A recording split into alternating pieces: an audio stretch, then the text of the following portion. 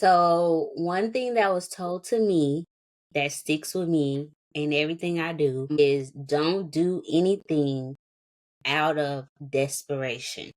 I just say that as a creative or entrepreneur or whoever, because I feel like in this industry or just being an entrepreneur, you're your own boss, which is a good thing and a bad thing sometimes because you don't know how to filter out a lot of things until you experience it. And so I will say that quote or her saying that to me has stopped me from taking certain projects on, taking certain clients, overworking myself or overcommitting to things. Like it has just stopped me from doing things that I know would hurt me more in the future than if I just said no or if I just took the break or if I just declined because I don't do anything out of desperation, like no matter how much money somebody offering you or whatever. If you're doing it because you're desperate for it, don't do it. Take a break, take a minute, take a breath, figure out why you're desperate for this thing and then go from there. But don't be taking clients, projects, money out of because it's not gonna end well. Hey, this is Meloriota Lucy, and you're listening to the Rough Concept Podcast.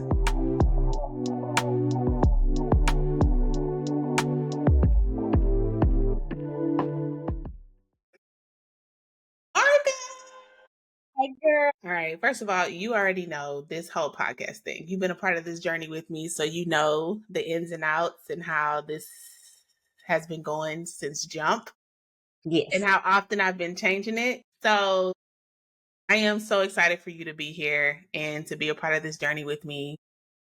I'm happy to be here. I know. So everyone, this is Marrica Evans. She's a photographer in Dallas, Fort Worth, and she is out here, people. She is the greatest coworker in the whole wide world and now friend. We've been rocking since 2020 when the pandemic hit. Pandemic shut us down and brought us together. How did it start? We started with the content camp. Yeah, so I had a content camp, which was like a workshop that I put together for other content creators to come and learn from me on creating content for their brand, business, or Instagram, social media platforms, whatever. And Mel, she drew an illustration for me for content camp. But while I was working on the behind the scenes of content camp, I went to her house to work on it. And that was just like our first time really like hanging out. We would talk on FaceTime all the time, but then she was like, yeah, come over to my house and we could work in person. It's like, okay, cool. Literally that day I came to her house. Everything On shut the down. news, they were like, stay at home order, do not leave the house. And the workshop was like the next day. I was That like, was hilarious. I don't know what I was supposed to do. No. And then, so the workshop happened. And then after that, I think the same day I got an email because I was supposed to fly out to Chicago with Laura Yeah. Mercier. And remember, I came out and I was like, they canceled the entire tour. It was like a 5-city tour. I was so excited about it and it got canceled. I was really bummed about that. But that's the day you came over and worked on content camp was the day everything shut down. Everything should, and that was before we really realized America really realized what was actually going on. So Yeah. when things were starting to shut down, we was like, what is happening? Now we're It was, here. yeah. Now we're here, 20, and she could never get rid of me. So, Yeah. I'm not going anywhere. yeah. Yeah.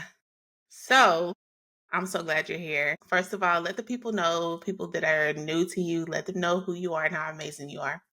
And tell them why I love you so much. My name is Marrica Evans Callahan. I am a photographer here in Dallas.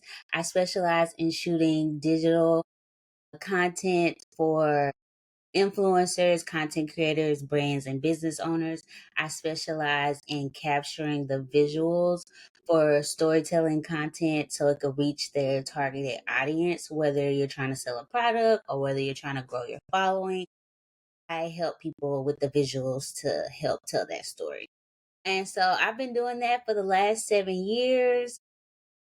And the last 2 to 3 years has been the most transformative part of my life, especially as a woman, as an entrepreneur. I became a mom, I got married, I lost a parent. So all the things have happened. And so, yeah, that's just a little bit about me, where I am in this journey called life. So, yeah. Oh my goodness. So how first I wanted to ask you this question because I always think about it like how are you like after the last couple of years, how has your approach to your art as a photographer, how has that changed for you? Your outlook on the way you do your photography? So I think I'm kind of still in the middle of the change. So I don't know if it has changed anything or if it's changing things right now. Mhm. Mhm. Because when you have all those three things happen to you at once, the last thing you're thinking about is work or the art of the work. At that point, I'm just trying to survive. Right. But I think now that I'm coming on the other side of like I'm postpartum, 1.5 years postpartum, 3 years married, 2 years since my dad passed away. And so I think I'm coming on the other side of all that and catching my breath. And now I will say that this year, my work, I kind of have taken on more of a editorial fun side of photography. Like before, I wanted to just capture quality images for my clients and turn them around really fast.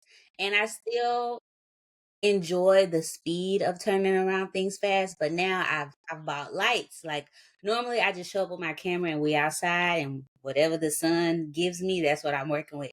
But now I use lights, I use flashes. I've um opened myself up to just using other tools with my photography and I really enjoyed that. And so I kind of wanted to expand and elevate the creative side as far as not just showing up with a camera but showing up with a vision in mind on Yeah.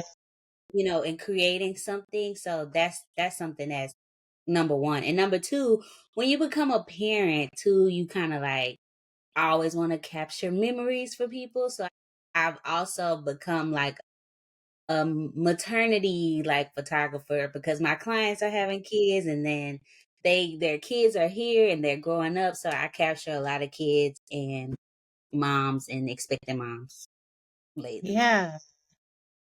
I think it's really cool how you and your clients are kind of going through in terms of like motherhood and like life things. Y'all are kind of in the same right in the same way Same. with that. So yeah, so I feel like you're able to capture those moments for them from a perspective of a mom, and that's really cool. I think that's Yes, cool. yes. And I will say the last couple of years watching you navigate life and everything you've done it with so much grace and it's so inspiring. And I just wanted you to know, like, I see you, girl, like for Oh, real out thanks. here. And just, because we see each other like almost every day, at least Monday through Friday. Literally. Monday through Friday, I talk to her every day. Yeah, then like when the weekend hits and it's like, all right, girl, see you on.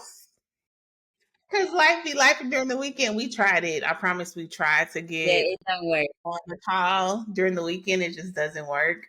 So, but I just wanted to let you know that like I've seen since 2020 how you've like evolved and just like I love how you've been like taking up space as a woman, as a photographer, as a wife, as a mom, and you navigate that so well and you know what you want and you go after what you want and like you just know how to handle it and seeing you through my camera I would just be like yes girl every time, so I just Thanks.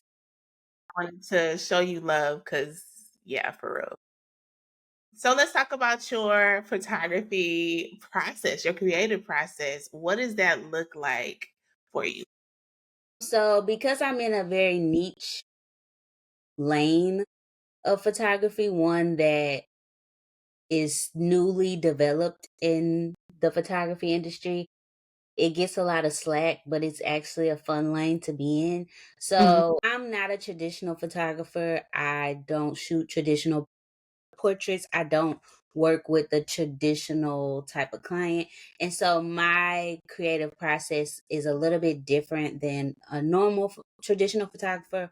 Like most photographers will have a call with the client, they go over things that they want to do, they have the shoot, they review the images, they allow the client to choose the images, they then edit the images, and then all that whole process takes about 6 to 8 weeks minimum sometimes with traditional. My process takes 2 days. And I'm still blown away how you, like, you get through it and you And the capture reason beautiful why moments. the reason why my process takes 2 days is because the lane that I'm in. So I love social media. I love how you can reach so many people, how you could tell your story, how you could just be you in your corner of the internet. And I just love helping people visualize their corner of the internet. Now, with that being said, internet speed and real world speed are two different things. And so a lot of my clients I see on a reoccurring basis, meaning I see some of my clients once a week, sometimes twice a week, sometimes twice a month, sometimes every other month. It just depends on the client and their budget and how much they're pumping out their content or marketing materials. So, with my clients, if I see you on a Tuesday, they need those pictures to go live ASAP, whether it's because they're working with a brand or whatever. And so I cannot hold on to or be editing photos for weeks at a time because I'm gonna see them next Tuesday. Yeah. So my creative process is, because I work with people over and over again, we don't really talk every time we have a scheduled shoot because I've just learned the client's need and their style and their audience. So that is the perk of working with someone over and over and over again, is you just kind of learn what they need, what they're looking for and what they want. And so I'm able to just show up to their home or wherever we show up that day, and I'm able to show up and be like, hey, so what we got on the agenda for today? And they'll probably have sponsored posts or brand collaborations or organic content, which means content they're just creating to teach their audience something, or if they're launching a product, whatever the case may be, they'll be like, hey, we got this to do. I need to shoot this outfit. This is what I'm trying to do, whatever.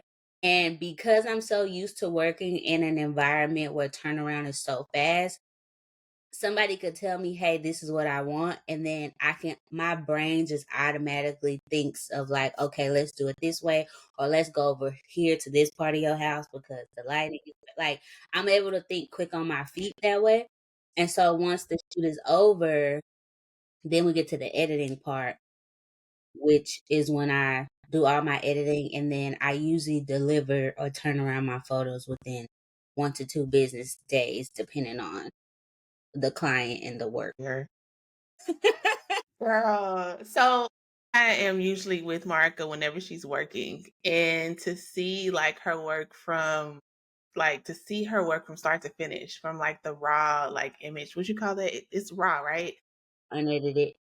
Yeah, to the final, every time, I'm blown away every time. So, just, you know, I'm excited for y'all to hear about the work that she do, why she does it, and how she, kind of gets through her process with her clients. I think is really cool. So, what would you say though is your favorite part of the process and why? I think my favorite part, I think every photographer's favorite part, if they do their editing, is the editing. Because not all photographers edit their work, and not all photographers are retouchers. So I am not a retoucher. But some people have hired retouchers or they have hired editors, where some photographers just go out and shoot and then they have somebody else editing. I've always enjoyed editing because when you're out and you are taking the photo, like only you, if you're editing your own work, only you can know the vibe or the vision or whatever of the final. The client only see what's happening right now. Like you only see like if it's sunny outside and I got you in the sun and it's like harsh light on your face, you only see that. But when I go edit it and I like bring down the shadows or bring up the shadows or whatever, and it just turns into this whole other thing that nobody else could see it. And now I'm making the vision come to life. And so I think that's the coolest part. And because it's like my signature. Like I feel like when an artist draws something and then they sign at the bottom, like I feel like my editing is me signing at the Like bottom. your stamp. Yeah, no. So Just that's thinking about the way that you talk about that reminds me of like, okay, when I present someone with a rough concept, like a rough sketch, and they're like, oh my God, when you show them the shot that you took. yeah, But when you finish it, it's like, oh my God, I had no idea it would look this good. X, Y, Z. yeah. Yeah. So yeah, So that's yeah, the editing is my favorite part because you just have to like because even I could have a vision, but then I start editing and then it takes me to a whole nother. I'm like what I thought I wanted, and then I want this. So it's like you just never know where you're gonna go when it comes to the editing part. But that's my favorite part. yeah. So that reminds me, I had this conversation before with another artist, like the way it starts, even with the whole podcast process, the way it starts is not always how it finishes. Do Mm, you encounter that often? Like when you start something, you like, oh my God, this this all the this time. shot is lit. And then once you go edit it, you like, oh my God, like you know what I'm saying? I know you know because we talk every day, but like there's two things that could happen. One, I get to my computer, start editing, and I'm like, I don't like this. And then I have to like look at it the next morning and start over Mhm. with fresh eyes. But then Yeah. there's moments where I be like, dang, like sometimes I be like, I took this. Oh my goodness. Yeah. Yeah. So yeah, No, I I like sometimes whenever you edit too, you be like, ooh, this is ooh, fire. You be like, yeah. I love that. I love, love, love those moments though. I was gonna ask you too before we got into the creative process. So a lot of photographers and artists, writers, authors, whoever, there's this idea of how the creative process looks, right? And what I really want to do with this podcast is to have conversation about how we all like take this creative journey in different ways. And sometimes our processes for ourselves are not even the same each time. Do you believe it's the same for your work? And two, like, I guess I can ask this later, but my second question is how does the creative process as it relates to like your self-development, your self-growth, like does that change with you during your seasons of life? I know it's deep because I like to get deep, but hmm. So does my creative process change depending on the season of life that I'm in? yeah, and like how does it parallel? And it doesn't have to, right? But when I think about the creative process from start to finish, I always endure some kind of learning lesson or some kind of growth. If it's not creatively, it's my own self-development or I learned something new about myself. Have you encountered Okay, those so moments in your I creative have process? I have, yes. So the answer is yes. I know it's complicated And the first time I asked. no, because I was just making sure before I answered, I was hearing it right. Got But you. the okay, so it wasn't my personal life that it changed my creative process. It was my business life and Mm, experiences in my business that changed my creative process. So as got I've you. already said, I'm in a very niche new lane of Mhm, photography, right? And so when I first started out, I knew what I wanted to do was different, but there was no blueprint. There was no this is how you do it if you want to work with social media clients. There was nothing. So everything I know, and even to this day, everything I'm learning is just by experience. Nobody is saying like this is the right way, this is the wrong way, whatever. Even if there is, I don't know. So when I first started, I followed the traditional rules of photography, like oh, we're going to take the pictures and they'll be ready in 7 to 10 business days. And learning my clients 7 to 10 business days is too long for my clients that I work with. So if you work with a influencer who posts 3, 4 times, 5, 6 times a week, they that's a whole bunch of content you're holding from them for 2 weeks for something that may not even be relevant in 2 weeks because trends happen, like outfits or whatever industry they're in, it's happening right now. And so I remember in the beginning of my business how much it was like a stint in our my relationship building with my clients that they had to wait so long. And it wasn't that they and even then I was still in my industry the faster person. Like I was taking 5 business days and I was still the fastest, but it still felt like too long. And so I will say learning from being an influencer myself and just I was just like, why am I taking like why? I started asking myself, I was like, I good. remember the day. I think you had already taken it down and like you've already like sped up your editing or like your turnaround. And I think one day we were on the phone, you was like, I think I gotta turn it around sooner. Like I Yeah, think I I was gotta like, start why turning is it this around taking sooner. so long? Or why Right. do I started to ask myself, am I taking 5 business days because it takes 5 business days? Or am I taking 5 business days because that's what they say you're supposed to do? Take, Yeah.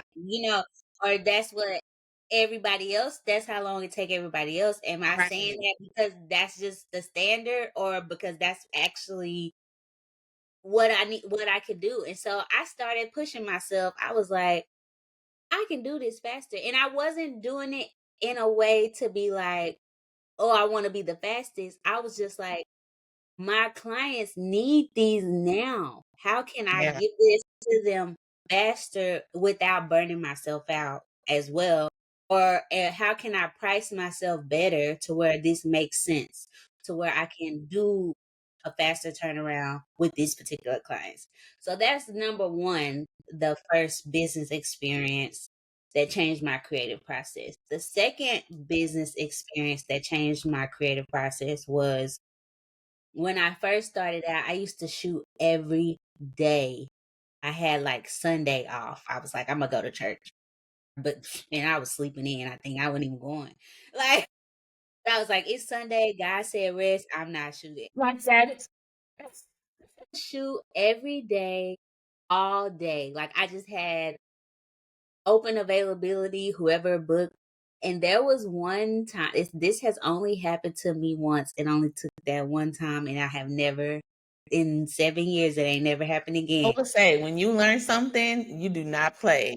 I You want make something happen to me. You plan accordingly. You be like, that ain't ever happening to me again. You plan accordingly. You be like, like if it come up, you be like, nope, I ain't doing it. Because last time, Hashtag childhood trauma. But let's have a conversation for another day. no, but like when things happen, I don't like when I leave a bad taste in somebody's mouth. I don't Yeah. like if it's something I can avoid. Now, not everybody's gonna like you, not everybody's gonna mesh with you, but if there was something I did that could have been avoided that left a Mhm. bad taste in somebody's mouth, I don't like that. I don't want it to ever happen again. I want to fix it. So I remember, I think it was year 2 in my business. I went to New Orleans to the Essence Festival. I had some photo shoot. I was like, boom. I was shooting like 60 times in a month. It's only Um, 30 days in a month. Yeah, I was like, the numbers was wild. yeah. So I remember I was shooting here in Dallas. Then I went off to the Essence Festival. Then I came back and I had a shoot like the next day after I got back from Essence Festival. And I overslept. Oh no. The lady called like 10 times, like, Oh I'm no. here. Like, nobody's here. And I was heartbroken. I felt so bad. I like jumped out of my bed once I saw, and she basically was like, and she lived in Fort Worth. I'll never forget.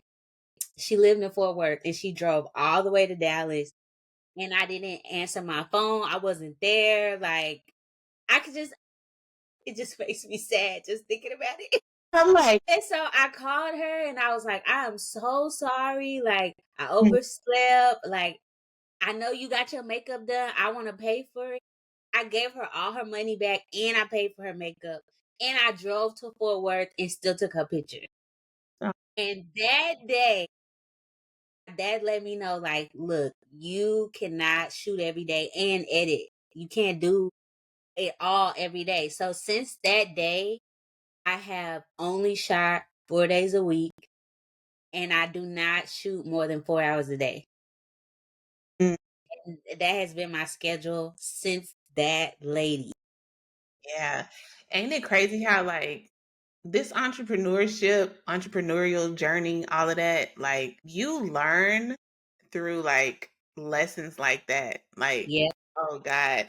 So whenever I started my business, whenever I started Mo Pepper Co., I used to follow this other calligrapher and she said there are moments and decisions that I made in my business journey that still keep me up at night sometimes that I would never forget. That's been like the changing point in my career. And I was like, dang, I just got started.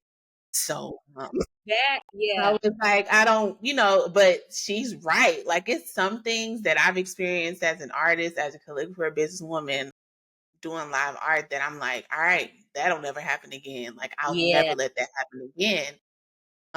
But yeah, I feel you 100 like those game changer moments.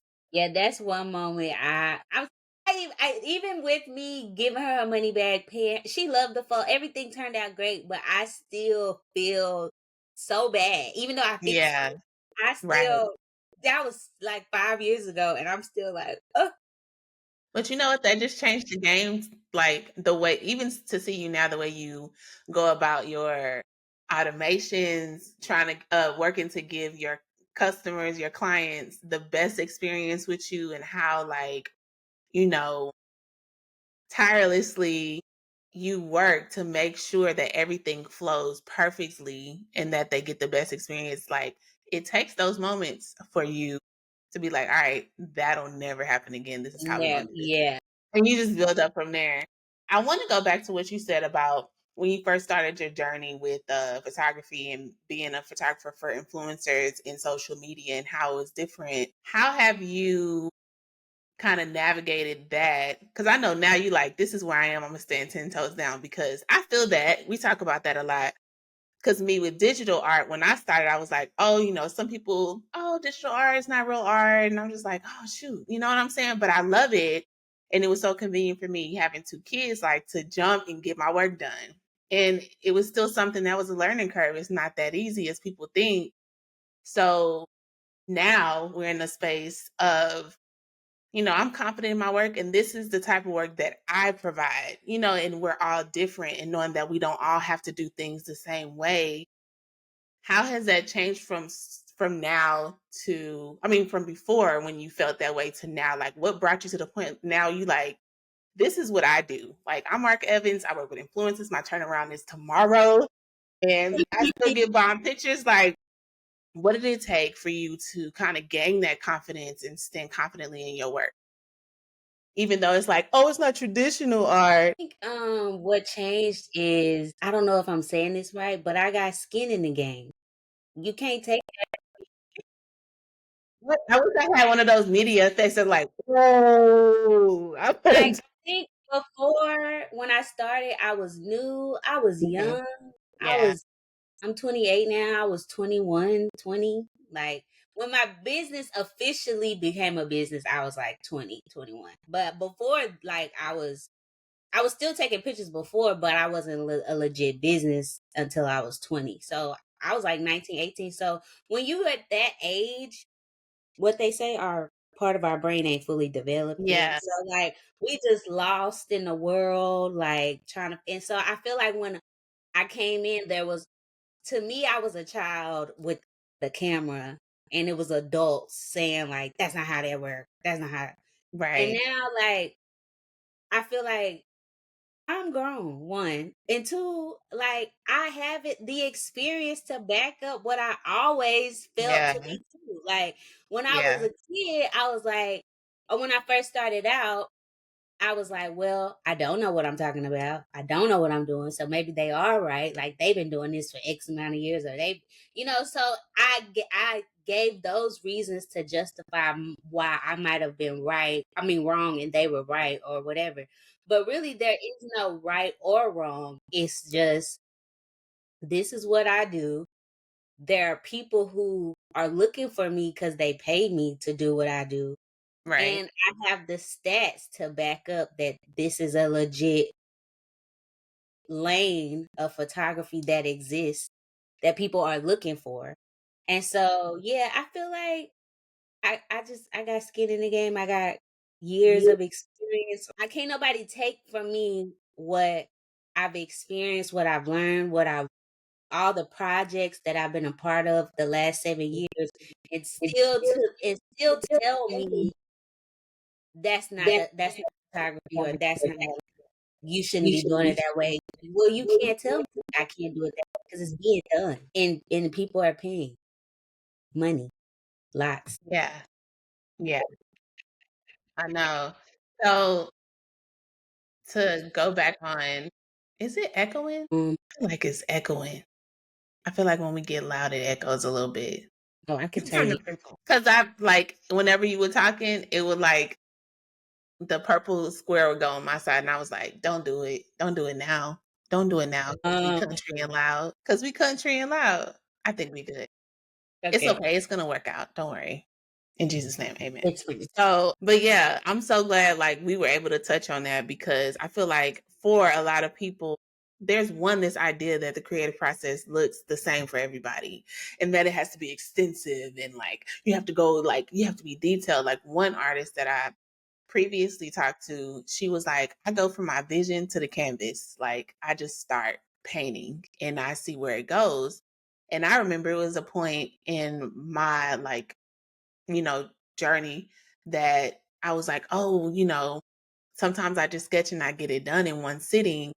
Is it still, enough? You know what I'm saying? So I'm glad we were able to touch on that and to having different approaches to our work, like you being able to provide that service for influencers and having that turnaround and it not looking like the traditional way And of I think photography. one thing I want to share that has really changed, or really has been the driving factor in how I run my business, is my client is my client. Other photographers are not my client. And so I think when an entrepreneurship is hard to navigate, what's the right way, what's the wrong way, how do I do this? And I agree. I think it's important that you have industry people that you could call, ask a quick question, or just figure things out. But I feel like when it comes down to your business and what the process looks like for your business, it needs to be tailored to the customer's journey, not whatever other photographers are doing for their customers. Like, because that might not work for you. And so that's kind of what has always been the pivotal for me when I change something, when I do something a certain way, it's because it works better for my customer. So whether I give them the photos back tomorrow or in a month is up to if that works for my customer. And a month was not working for a lot of people that I worked with me. So if 90% of the people who work with me are saying, "Hey, is there any way we can get this faster?" I'm gonna figure out a way to get it. Yeah. Yeah. And I'm not saying that that comes with no cost. I'm just saying, what is it that I need to adjust? Okay, if I do this faster, can I charge double? If I do this faster, and I talk to my clients because I shoot with them so much. I ask my clients, I say, hey, this seems to be the revolving question that you have for me. If I was to give you your pictures back on this day, can I charge you this? You're right. And if they say, yeah, and then I'll explain, like, because this, and this has to happen in order for me to give you your pictures back tomorrow. Right. And if this is something you really, really want and you down, I'm down. If you down, but this how much it's gonna cost. And they be like, yeah, I'm down. Boom. Glad you touched on that because I think too, a lot of us look across at each other and not at our And clients. now And that's your like, customer. right. And I think that's relevant too across the board from how we show up with our services and experience for the client and also how we show up on social media. Like it don't matter like what all these people telling you to do, like, oh, you need to do this or whatever, make sure you do this. Like, what does your community want you to do? What do your community want Exactly. you to That talk was about? always my, and every time I change something, and like, cause right, the last few years on my photography page, cause that was the driving factor to my leads. That's Mhm. where a lot of people found me, booked me. It was my Instagram, my photography Instagram. I would just post my work, whatever. And a lot of other photographers always seemed curious as to how I was able to always be booked Mhm. or like to work with these type of clients. And I'm like, because I'm talking to them. When Yeah. I'm posting my pictures, I'm like, hey, I have these days available, or this is how you book with me, or this is how you should pack your bag when you shoot with me. Like, your marketing should be like, hey, customer, this is how you work with me. This is how it looks to work. Like, it shouldn't be like, I took this bomb photo. These are the lenses I've used. That's great if you want to attract other photographers, because Right. those are the people who want to know that information. It's other photographers who want to know your lens, your editing, and that's a different area of photography. That's coaching, that's education. But if that's not the lane you're trying to be in, you need to be talking to the client. Like, hey, I know all the best spots downtown to shoot if you want this type of vibe. They want you because they Yeah. don't want to look for nowhere. Yeah. That's very true. Like, and that's such a wise way to approach it because you can get lost in it. Like, You can especially get very lost. It's very noisy online. very And that's why I also think it's important to continue to watch the client, continue to ask the client, because it's very easy to just be looking at another photographer's work and seeing like they're booked, they're busy, they're getting a lot of likes, or they're getting a lot of comments, or every time they post it sells out.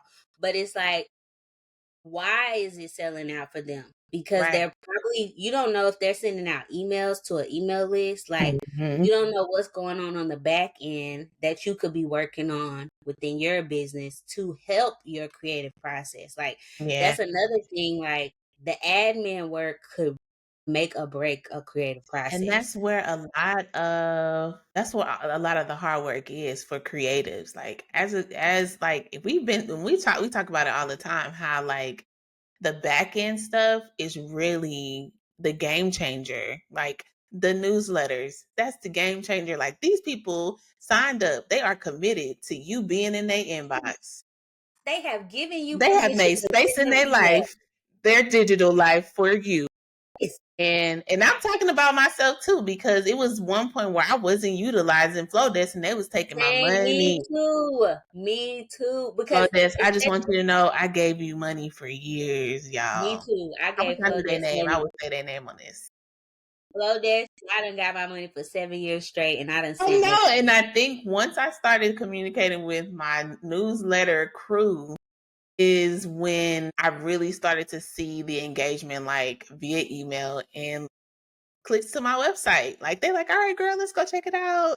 Yes, And we just kind of lose sight. And I think that, social media has its advantages. And the reason that I feel like we can have a career creatively is because of social media. But you definitely. can also consume too much and get kind of lost in your journey. So I'm glad you touched on that because I think that goes for any creative across the board. You got to see, like, you got to be in your own lane because you Yeah, don't know social what these media people is are a tool. doing behind the scenes. Yeah, it's a tool. And I remember me and another artist was talking recently. She was like, I want to pour into social media. I don't want to consume it at the level I've been consuming it. And I was like, that's so true because, like, and going back to like, you don't know what these people are doing and you don't know their journey. You don't know what they've been through, what they had to do to get where they are. the challenges that they face, you really got to put your head down and focus on what you want to do. You got to know what it is that you want to do. Yeah. You want to know what kind of creative career you want to have and what you want to offer. And you got to like lean into your own community because those people are different and they're not going to respond to the same things that this other person is posting. And just because it's popping over there, that's because that's them her friends and you got your friends, you don't communicate the same way with your friends as somebody would communicate with their friends. They probably don't get with that. So it's kind of, you got to think of it that way. And I just love that you touched on that. It was something else I wanted to talk to you about when you was talking.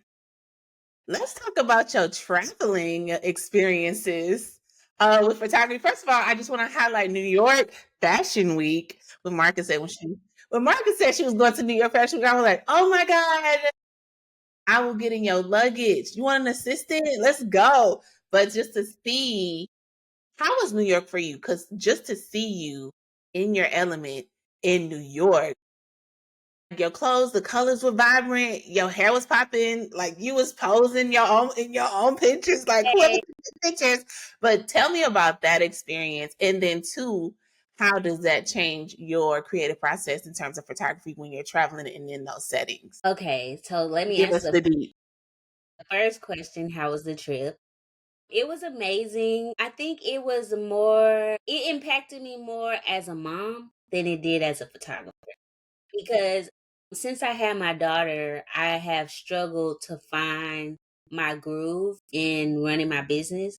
Before I had my daughter and before my husband came home from the military, I am a scheduled person.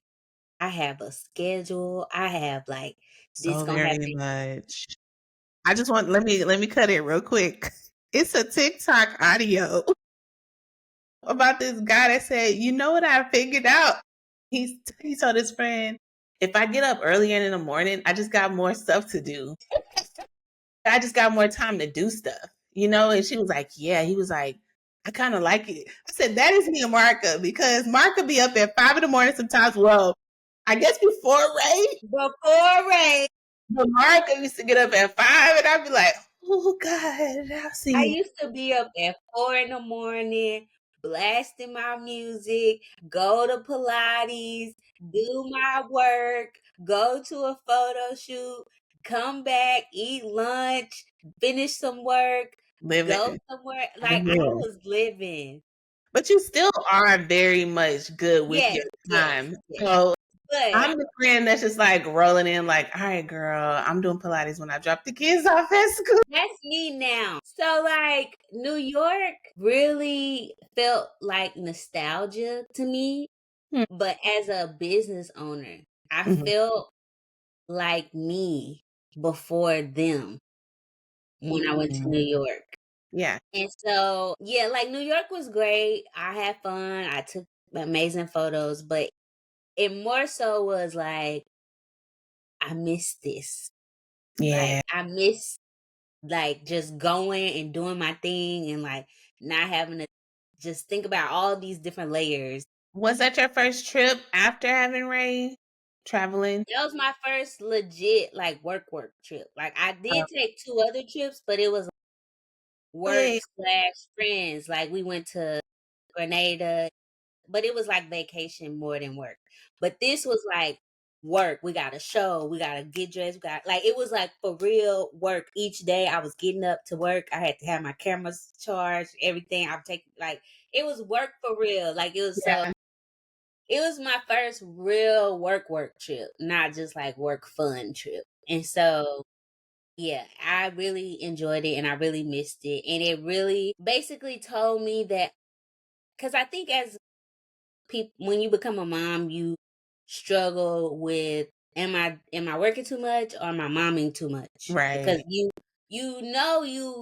love like I just listened to a podcast from Wiser Than Me and she interviewed I can't think of the lady name, but she was like she had 3 kids under 3 and she was asking how did you do it, and she was like, some people's passion is being a mom and that's great, but I like to work Right. and I'm a great mom, but that's not like what I'm passionate about. Like I like to work, and so that kind of like is how I felt. Like, I love being a mom, I love being a wife, but I also love being at work. And Yeah. it's, like, amazing And to that just be. goes to show you love what you do too. Yeah, and Like, so passionate about your work. Yeah. that's what New York it brought me, is that, like, I wanna get back to my work, not how it was, because I know it will never be like that, but just like I have put off things in my work because I felt like I was still adjusting as a Mhm. mom. And I don't even know if I'm just adjusting or if I was just too scared to jump back in as the mommy me and Yeah. not just me, Yeah. because I feel like motherhood is so unpredictable, and I'm a person who likes to predict everything. And so I felt like I would just not do anything because I can't predict how this is gonna go, so I'm just not gonna do it. I feel that one. There's some stuff I be like, I don't even know what that look like. So Yeah. But instead I should just do it, and then whatever happens along the way, I'm gonna figure it out. So that's kind of where I'm at now. it So kind I of like, reminds me of that TikTok you sent me about that guy. He said you can't tell your brain, oh, I don't want to have yeah, this or I don't have anxiety or depression.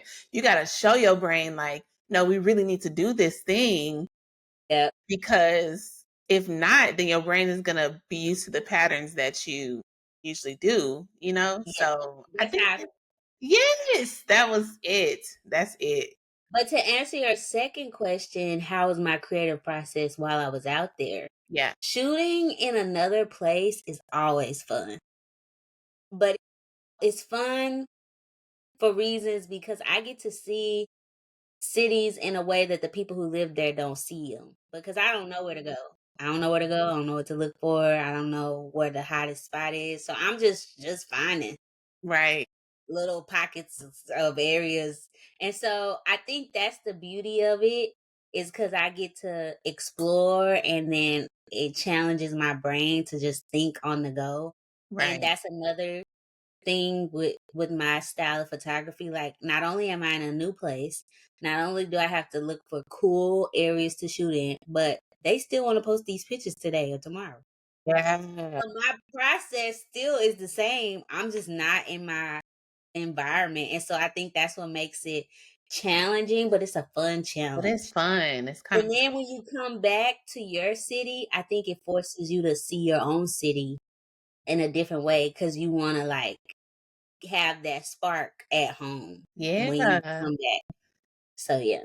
And I feel like Dallas Fort Worth is so big. There's so many cities, so many different parts of the It's metroplex. big, but it's not. It's big, but it's a lot of roads and highways. Like, A lot of getting to and fro. yeah, it's a lot of getting to and from, for real. Yeah. So it's like in other cities, like I could be in they downtown and just like walk around the corner or something and see something. But I feel like in Dallas, it's like once you've shot all over downtown, Yeah. you gotta go to the next city. Yeah, And that's what I'm saying. Like it's more cities to kind of discover, and then there's like many cities in between. But I feel like you've been doing this for so long that you've covered a lot of ground out here, right? yes, Yeah. yes. What would you say your favorite place, like out of all the places you've captured images, like what's your favorite place in Dallas Fort Worth and outside of like out of state? Okay, out of state, and I'm gonna say out of country Oh yeah, that is. too. Cause you be traveling. So you want me to pick another state and another country, or just another place, not Dallas? Let's do three. Dallas Fort Worth, Okay. US, out of the country. My favorite area in Dallas, I'm gonna say downtown, and I'm only say that because that's my stomping ground. That's where everything started. I feel like Yeah. I know downtown like the back of my hand. I can Yeah. find a parking spot faster than anybody. Like, we could bet on it. If we get downtown, you trying to see who can park fast? Me. I know where they all at. I know I'd I be know like, where I'm all the parking. meters. You'd be like, yeah, I'm parking too. And you already at the door. I'd be like, okay, so where'd you park? Memo. Yeah. So downtown, that's my favorite. Favorite place outside of Dallas, but still in the U.S. Mhm. In New York. Yeah, I'm gonna say New York. That was the Yeah. that was the most fun. That was the most I've ever moved around in another city. Most of the time when I go to another city to shoot someone, like I'm either at the studio or at the event or what. So I'm not Okay, really so you were in out the on the streets streets. when you was in New But yeah, York. in New York, I was in the streets, so that was fun.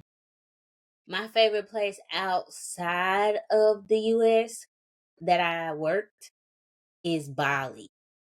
Oh, yeah. That I remember that was trip. I remember fun. the pictures. Yeah. That was so fun. You That went was with so fun. Jaleesa, right? Whenever you went. Yeah, that was fun. That Yeah. was like that was the last trip I went on before the pandemic. Yeah, I was gonna say that was right before the pandemic, right? Yeah. I had just got engaged, and then the next month I got secretly married in Japan, and then the pandemic happened. Yeah. That's so cool. New York, I'll go back to New York. Like, I feel like whenever I go to New York, it's kind of like I don't know. I just come alive out there, and it's so much like everybody's moving. You hear like the honking, you hear some music here and there, and it's just like these hidden gems and places to Yes, shop and I like love New places York to eat. because all of that, but also like you said, the hidden like you could be walking by. Is it like a brownstone? Is that what they're Yeah, called? yeah, And like there's a restaurant in the basement area of the yeah. brown. And Like you you like go go down the down. steps, and I'm like, oh my We don't god, have that is stuff like so that in cute. Oh my Texas, so it'd be cool goodness. to us. You gotta drive 15 minutes to go to the cool place. Yeah, you gotta, yeah. Or, you gotta drive 40 minutes. But Yeah. I'm gonna get to that food though. So, but yeah, so we could talk about so many different things. And then too, like off the cuff. If there's anything that you wanted to touch, feel free to let me know too. Because we have where'd you go? I'm right here. Your video went off. I'm still no, I still see me. I still see you. Okay, it says live video will return when their internet improves. Oh, Recording continues smoothly. I Okay. still see you though. Okay. So my last question would be what would you tell Marika or anyone who is coming into the photography, industry? What would you tell that person with everything you've experienced and know now? So one thing that was told to me that sticks with me in everything I do, my friend Julian, she told me this. She was like a mentor to me starting out in my business. She taught me um, a lot of things. But one thing she said to me that has always stuck with me is don't do anything out of desperation. Mm. And so I just say that as a creative or entrepreneur or whoever. And she said that to me at the beginning. So I'm thankful because I hear that in the back of my head in everything I do. And so because I feel like in this industry or just being an entrepreneur, you're your own boss, which is a good thing and a bad thing It can sometimes. be challenging. Because you don't know how to filter out a lot of things until you experience it. And so I will say that quote or her saying that to me has stopped me from taking certain projects on, taking Mhm, certain clients, mhm. overworking myself or overcommitting to things. Like it has just stopped me from doing things that I know would hurt me more in the future than if I just said no or if I just took the break or if I just declined. Because I know that question in the conversation in which she said it to me, it was in relation to like money. Like don't do anything out of desperation, like no matter how much money somebody offering you or whatever. But I think it could also go to anything. Like don't don't do anything when you're desperate for it. If you're doing it because you're desperate for it, don't do it. Yeah, Take a break, take a minute, take a breath, figure out why you're desperate for this thing and then go yeah. from there. But don't just Okay, be that. yeah, don't Yeah, just be don't be taking clients, projects, money out of because it's not gonna end well. I'll be posting. Yeah. That's a We ain't good gonna one. do numbers really because it's not aligned. That's a good one. But yeah, I Yeah, think that's the number one thing I would say. I want to point out too, this year would be what, 10 years? 10 years when I started my YouTube channel. Yes. So that was around, so how long have you been doing photography? Because I thought the 10-year mark was what we're No, talking about. okay, so here's how it all went down. Okay. So when I was 19, I was in my college apartment bawling my eyes. Actually, I was 18, about to be 19. Mhm. I was bawling my eyes out because I always wanted to be a nurse. And I was like, I'm going to be a nurse. I'm going to help people. And I had to ask myself, why do you want to be an oh, now that I'm thinking about this story, it's just full circles. But I was like, why do I want to be a nurse? Like, really, why do you want to be a nurse? And one, my aunt, she's a nurse. And she just always seemed to like move to the beat of her own drum. Like, Mm. she wasn't at work when everybody was at work. She wasn't asleep when everybody was asleep. She was just always on her own thing. And Yeah. I was like, she a nurse, I'm gonna do that because whatever she doing, I like that schedule. Lead that life. So she worked 3 days a week, 12-hour shift, off 4 days. I was like, that's pretty cool. So I was like, I want to be a nurse for the flexibility, not because I actually like medical field or want to be at the hospital. I Yeah. actually had to say that to myself. I was like, you don't want to do this. You just like the flexibility, the possibility that you only work 3 days a week. Cause I knew from an early age, like my mom has papers from when I was in the first grade and it says, what do you want to be? And I put nurse. I knew from an early age that I wasn't a corporate. I didn't see myself in the office. I didn't see myself as a teacher. Like I never saw myself waking up, going to work, coming home as everybody else. I never Right. saw that. So I only picked nurse because they seem to be the people who don't move how everybody else moves. Mhm. So I'm in my apartment crying, bawling my eyes out. I had just talked to my sister because my sister quit basketball and that was like her dream. And so she 4 years older than me. And so like she's pouring into me like how she quit and how she felt. And like all I knew was I want to be a nurse. Like if anybody say, what do you want to be when you grow up? I want to be a nurse. So I felt like I was breaking up with an identity that I had created for myself. Right. So I think this day in my apartment, I cried and I prayed and I was like, God, I don't know what to do. This is all I ever wanted to do. Help. Like, and I had a little blog at the time. I had Flancho Pro, my little blog at the time. And my sister was like, well, have you thought about anything in the digital media or PR? And I Googled it. I didn't even know what PR was. And I was like, I don't know. And so the next day, I went to the counselor Admissions too. advisor Yeah. office and I changed my major from nursing to PR. And this was like a week before Christmas break or something like that. I Mhm. was like, I ain't doing it no more. I don't like this. I'm not being a nurse. So I came home, cried, and I felt so like a weight lifted off of me. I didn't even know what I just did, but I did it.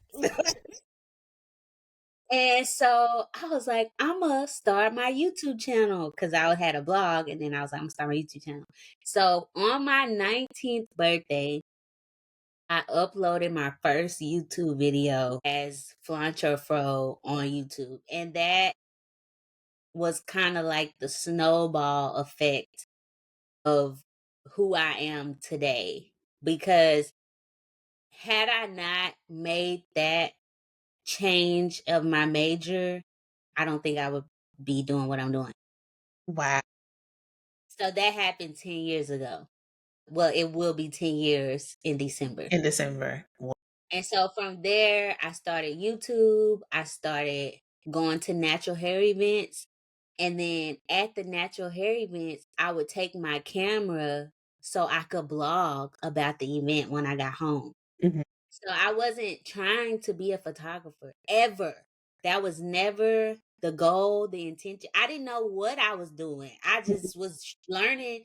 I was just learning me. This was the me post wanting to be a nurse. Like I didn't know nothing else. So this is just me figuring out, okay, what do you like? So I would go to these events, take pictures, put it on my blog, and then I would email the event coordinator, host, or whatever, and say, "Hey, I was at your event.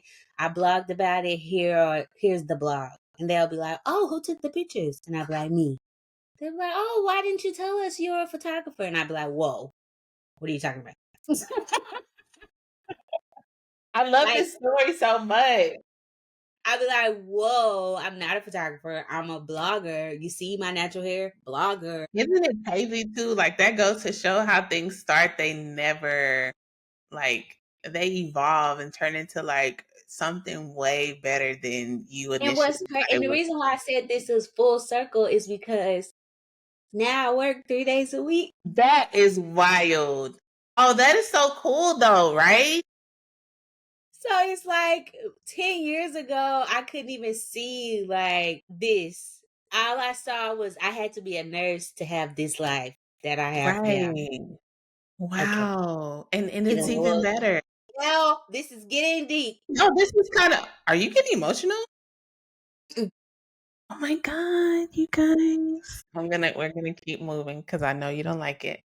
But I think that, and this is why I love this, how the Rough Concept podcast came about. And you already know this. I'm just saying this for the people because I think we're all works of art. Like we're all masterpieces, like created by God. And I feel like He orchestrates our lives.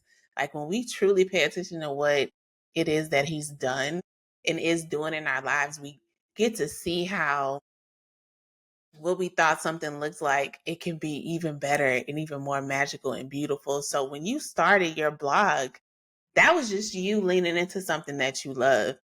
And that goes to show like when we do that, beautiful things come from it because over the years, you have that was your rough concept move. That was like it was like I feel your like life. the last 10 years was my rough concept. Hold on, let me tell you how I see it inside. I mean, from the other side, outside looking in. So we have this idea or this experience that sparks something in us to do a thing, right? And that's like kind of similar to like how my art process goes. And then it's like this concept, like this rough sketch was your blog to me. And over years, it's been refining and refining and refining and refining to where you are now. But it's never like learning and evolving and changing as beings. We never hit like an arrival moment. And we don't want that because I feel like then what are we here on this earth for if we're not learning and growing, right?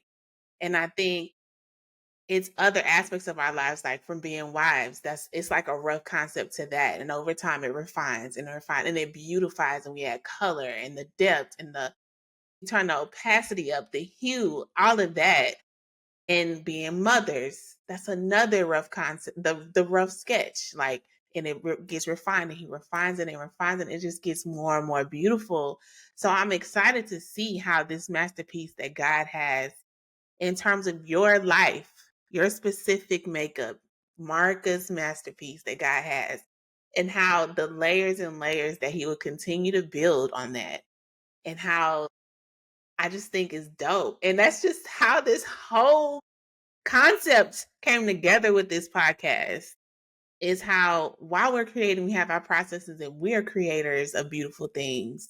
Like there's this creator that's like beautifying and adding beautiful hues and vibrant colors and stuff to our own lives and refining it and making it into this beautiful masterpiece that is our life. And it can be a masterpiece of a season, a masterpiece of a role or something in your life that you hold. And I just think it's dope. Like while we create, our life is being created and we're creating our creative lives and our businesses and things. So it's just an all full circle and it's so freaking Yes. awesome. Yeah.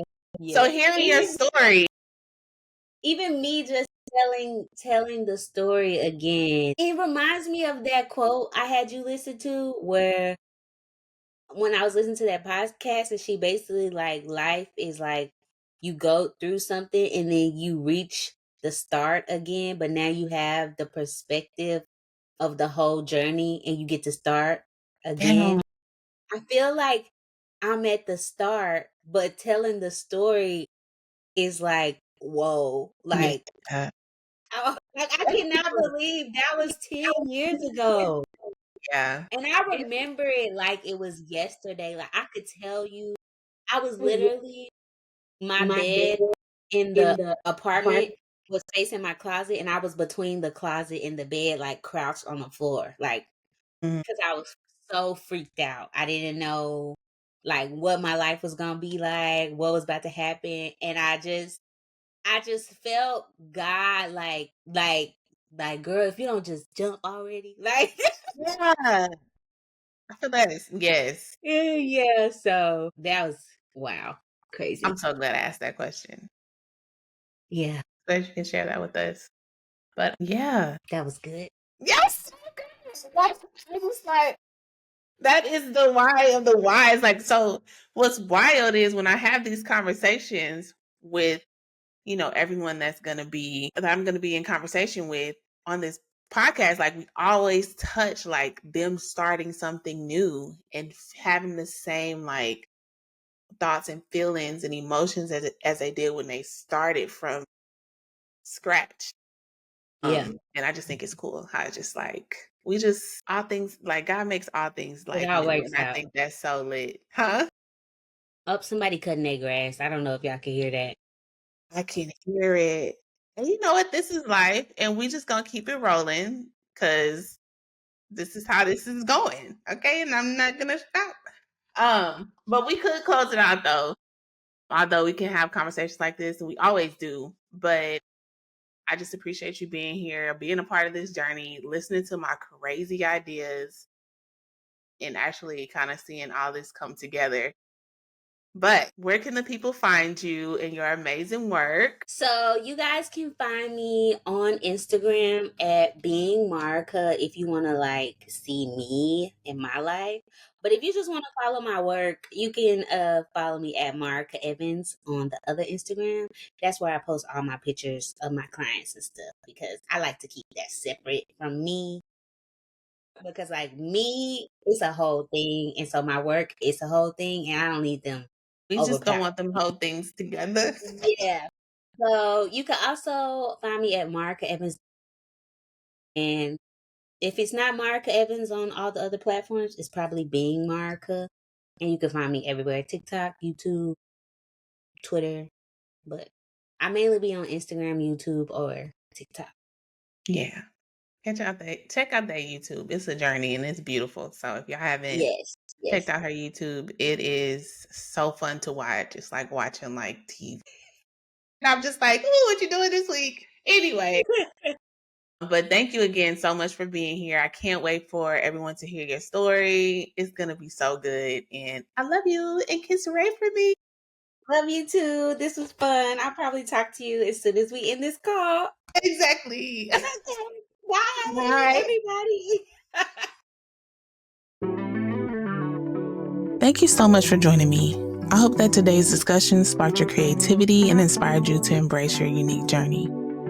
Don't forget to share your thoughts, stories, and creations with me. Be sure to subscribe so you don't miss out on any future episodes. Leave a review, and let's continue to support and inspire one another on this incredible journey. Until next time, keep creating.